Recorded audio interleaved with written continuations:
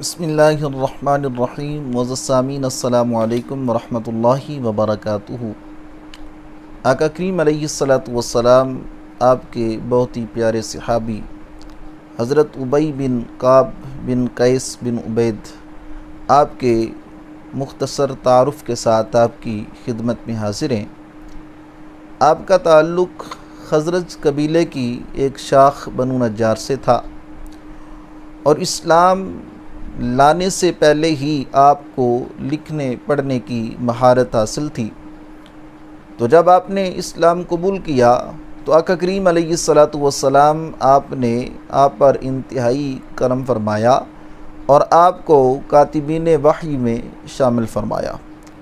تو آپ کو رب تعالیٰ نے یہ شرف عطا کیا کہ آپ آقا کریم علیہ الصلاۃ والسلام آپ کے ہمراہ غزوہ احد، غزوہ بدر اور دیگر تمام غزوات کے اندر شامل ہوئے، اور آپ کا وصال مدینہ شریف کے اندر 30 ہجری کو ہوا، اور کتب حدیث کے اندر آپ سے منقول روایات کی جو تعداد ہے وہ 164 ہے۔